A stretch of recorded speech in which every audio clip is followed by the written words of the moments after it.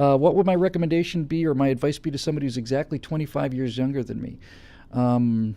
If you're half normal, you're probably already older than me emotionally, and in a lot of ways, you're probably a lot more serious than I am. If you're, what will that make you? 27. I can do the math here. I used to be able to do the math. So you'd be 23. Sorry, 28. You're 28 years old. Probably by this point, you're certainly more further along than I ever was when I was 28. I missed my 20s and 30s and half of my 40s just wandering around in the wilderness trying to figure out what the hell I was going to do with my life.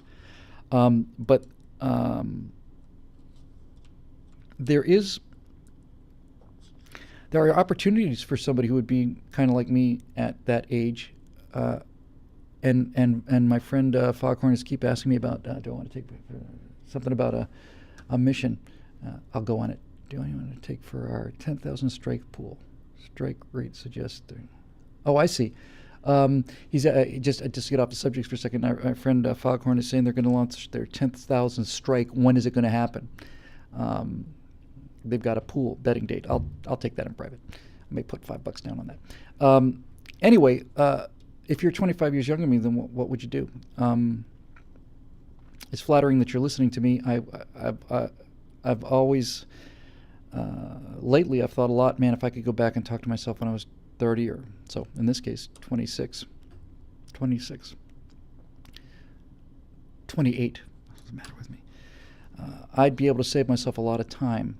I was a lot more liberal than I am now, and I learned an awful lot, and I learned these things through independent study and through reading a lot and just experience, and things I thought were true aren't true, and things that I thought were false are true, and things are sometimes a lot more obvious than I thought they would be, and sometimes they're not so obvious. Some things are not very obvious. You would think if you gave money to poor people, they'd stop being poor, but that would be the obvious thought, but that's not what happens. And I know why it doesn't happen, because I've been poor.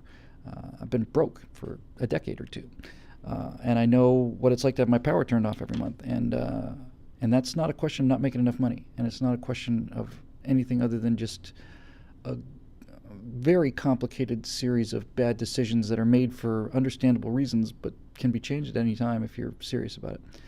I like to think. This is actually an interesting point to make. It's actually, in fact, I think this is actually quite a good point, and I probably should just leave it at this. So while I don't want to give you any specifics because I think it'd be extremely arrogant, when I was 28, I was extremely arrogant. Here's the point I think I'd try to take out of this. If I could go back in time and give advice to somebody who is exactly 25 years younger than me, myself, if I could give myself advice when I was 28, half a lifetime ago, I'm not sure that I would have listened to me when I was 28. I'm not entirely sure I would have listened to me at all. But this is the point I'm trying to make. If somebody came to me now from, 112? If my 112-year-old self came back to me and said, listen, this, and this that you believe is wrong, I would absolutely listen to him. I would absolutely take that advice. So I think that's probably the best thing I can give you out of this, my friend, is, and I didn't get the name, I'm so sorry. Maybe you can put it up there, I'll credit you. I'm sorry I didn't write it down. The difference between me and me 25 years ago is that 25 years ago, I don't believe I would have taken good advice, even if it was coming from my future self. But today, I certainly would. I certainly would. If my future self said, hey, you thought this, it didn't pan out, or these things changed, or this was just a false assumption of yours, or the science has proven something. If, let's say that my 112-year-old self comes back and says, Bill, you're wrong about global warming. It's actually happened, and it was real, and you were wrong about this one. Then I'd become an advocate for global warming. And I don't need my 112-year-old self to come back. I need some evidence, because I like to be where I'm right. I like to be where the truth is. And if I'm wrong, I'll move. That's why it's so hard to, that's why I'm never wrong. It's because I'm mobile. It's not because I'm born right. It's because I'm highly mobile. And when I see evidence that indicates that the truth is over there, that's where I'll move. And once I'm sitting on the truth, that's where I'm going to argue from, and that's why it's so terribly, terribly, terribly difficult to defeat me in arguments. Not because of any skill I have, it's just because I bounce around a lot, and I pay attention. Like the conspiracy thing we talked about earlier, chemtrails or 9/11. just pretty straightforward, really. You just grant the premise. Did a missile hit the Pentagon? There's no video of the airplane striking the building. Well, the videos were taken a frame every second, maybe 2 frames a second. You got a jet moving at 600 miles an hour, covering a field of view maybe 100 yards wide. It's not inconceivable that the jet went through there in between the shutters. Well, we don't have pictures, so, it was a missile attack. Okay, well, the missile got through there's no picture of the missile either, so whatever disadvantage my side may have had, when I say it was an airplane, you say there's no picture of an airplane, therefore it was a missile. Well, there's no picture of a missile either. So you don't win on that one. We're even. There's no picture of the airplane, there's no picture of the missile. But the government said it was an airplane. The news reports said it was an airplane. The passengers on board the airplane had to be murdered someplace, so they're gone. All those people had to be involved. And the thing I would say to the people who said it was a missile is, well, buddy, if it was a missile, then the guy who launched the missile had to be in on the conspiracy, and the guy who made the missile and the guys who fueled the jet that had the missile had to be in on the conspiracy. All the people who were murdered on the plane had to be in on the conspiracy. All the pilots and all the ground service people working for the airline, they had to be in on the conspiracy. But much, much more importantly than that, because that's impossible, but this is where it becomes ridiculous. Every single person driving in traffic that day had to be in on the conspiracy. So every single person who was on the road who saw that plane hit had to be in on the conspiracy, and they had to be backdated so that as their cars passed the Pentagon, only the people who were in on the conspiracy would be told about the missile, because those people had to know it was a missile because they looked up and saw an airplane. That can't happen. They've got to lie. If these people are in on the conspiracy, they got to say, well, okay, I saw the missile, but since I'm in on the conspiracy, I'll say it was a jet. So every single person in traffic in both directions in the morning, those people had to be timed out so that they all left their homes at various places all around the country, so that all of them had to arrive at exactly the right moment. And then only the people who've been in on the conspiracy had to be crossing at that time, because you can't have somebody and say, hey, guess what? It's going to be say it's an airplane even though it's a missile, because now you've opened the conspiracy to somebody you don't need. And if one person sneaks through, somebody got on a ramp early, or somebody got out of bed early or something, and he gets in there early, he says, Jesus Christ, it was a missile. So all of the commuters had to be in on the conspiracy. And Reverend Crisp, Major Crisp, who was conducting the ceremony on the Hill in Arlington National Cemetery that morning, he had to be on the conspiracy too. And all of the guys in the Army Honor Guard who were out there getting ready for a ceremony that morning, they had to be in on the conspiracy because they looked up and saw an airplane. That's what they said anyway. If it was really a missile, they'd all have to be pre-briefed. So you got 100,000 people now. Civilians, regular civilians, by the way. These aren't military convoys going outside the Pentagon. You got to take regular people who are in regular convoys, and you have to take every one of them aside, 200,000 of them one by one, and say, all right, here's what's going to happen. We're going to attack the Pentagon. Who's we? The government is. Okay, so here's what we need you to do, and if you don't do this, we'll kill you, but if you do, we'll probably send you some money. So we need you to drive to work just like normal, and we'll have all timed out, so don't worry. That's why we've contacted you specifically, because we know exactly what moment you're going to pass the Pentagon, you see. So here's the deal. We're going to launch a missile attack, but when it happens, you have to say that you saw an airplane, because that's our cover, you see. We're going to kill the people that were on board this airplane, but we're going to launch a missile. But in order to sell the story, you've got to admit that you saw the airplane, you see? That's how we'll get away with all this. Understand? Yep. So housewives and immigrants and generals and servicemen and everybody has to be pre-briefed, and they have to leave their house at exactly the right time to get right in front of the Pentagon so they can all say they saw an airplane and not the actual missile that was really fired. Now, which seems more likely to you? That or the fact that the plane flew through the intervals in the frames, because back in those days they were taking a picture a second, and there was no evidence of the jet because the plane flew through that little space so fast that they just missed the picture. And by the way, your missile missed the picture too. Which one do you believe?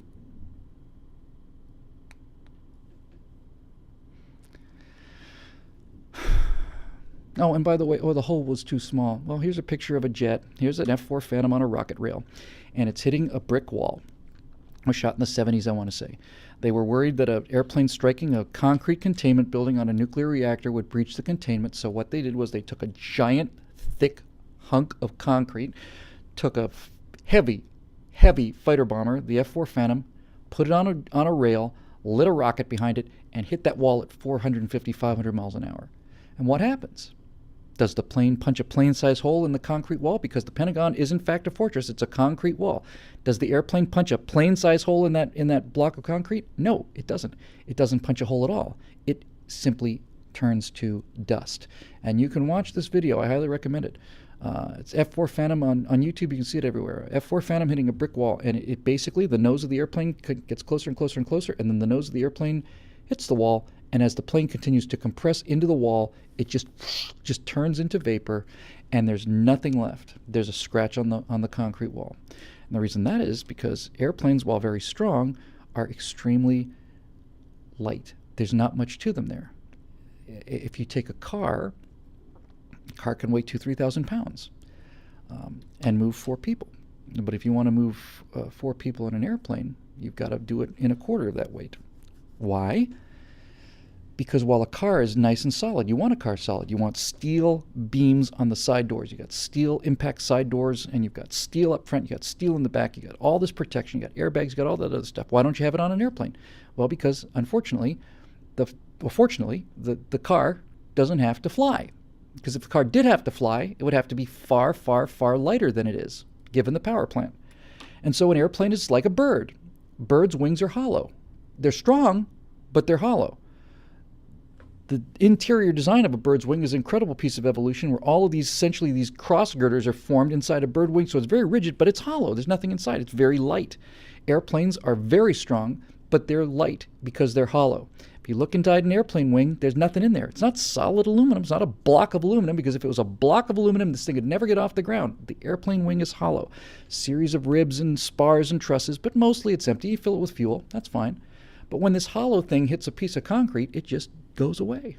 It just disintegrates. It turns literally to dust. It doesn't turn to atoms, but it turns to dust. And you can watch it happen before your own eyes. Turns out there were some holes in the building because the jet engines, the core of the jet engines, have some mass, and the landing gear has got some mass. The rest of it is just very thin and fragile. My dad was telling me, I was watching an old movie or a TV show, I think, called 12 O'Clock High. It was about B-17s over Germany. This was on a little kid, early 60s. And I'd see these guys in these bombers, and they're going on, and I'd see these guys inside with the machine guns, and the German planes are coming through, and the flak's going off, and I'd see the bullets come through the skin, and then the flak burst through the skin. And I said to my dad, what's going on here? They're in a metal cylinder. What's the bullets coming through? Why aren't the bullets and the flak just bouncing off? And he said, Bill, the skin on an airplane's about thin as a dime. It could have blown me over with a feather. It's what? Yeah, it's skin on the airplane's about that thick. Really? Yeah. That's why the bullets go right through it. It's about as thick as much thinner than a frying pan. It's about as thick as a Jiffy Pop pan. About as thin as the bottom pan on a Jiffy Pop. Oh. Which is why when they found the wreckage at Roswell, we found a UFO. Really? Mm-hmm. We found a craft capable of traveling interstellar distances. Really? It can go trillion miles. It can go 20 trillion miles. Yes. Okay. It's pretty advanced navigation, huh? Yeah. It's made out of titanium. Uh-huh. And it's got some kind of a warp drive or some kind of a star drive that allows it to travel not from here to Mars without any fuel or anything like that, but from here to Alpha Centauri in a reasonable amount of time. Mm-hmm. Okay. You wouldn't think a vehicle like that would actually hit a mountain, but put that aside for a second. How come all the wreckage you can find of this vehicle is what you would expect to find if you took 15 Jiffy poppers and blew them up? Why is all the wreckage thin, wrinkled, crushed aluminum, and there's only about this much of it? It's in a pile this big. I would have thought something that amazing and that dense and that high energy would have made a smoking hole that went down to the center of the Earth. But as it turns out, it's just enough wreckage to make a couple of, lawn chairs out of. Maybe that much.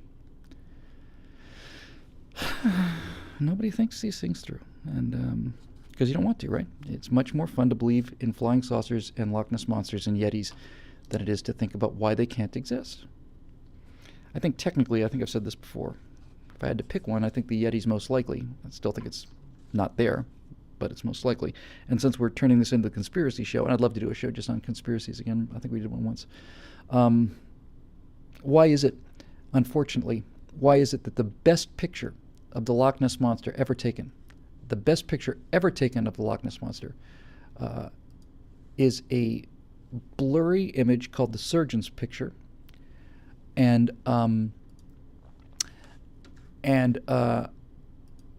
we later find out that the best picture ever taken of the Loch Ness Monster was not only a fake, but it was a fake and the model was about this high. And why is it that the best single picture of Sasquatch, of Bigfoot, why is it that the best single picture of him turned out to be a guy in a suit with a zipper? And we knew it, and we didn't know it at the time, but over time we found out, here's a suit. Isn't that kind of heartbreaking? Don't you think that's evidence in itself that the best UFO picture and the best Loch Ness Monster picture and the best Yeti picture, all three of them are known frauds? If they're really there, wouldn't that suck, don't you think? We got a speck in the distance, we got a little rustle in the leaves, something could be anything. And your best evidence in all three cases are frauds? That would certainly bum me out just a little bit. Hey, look at the time.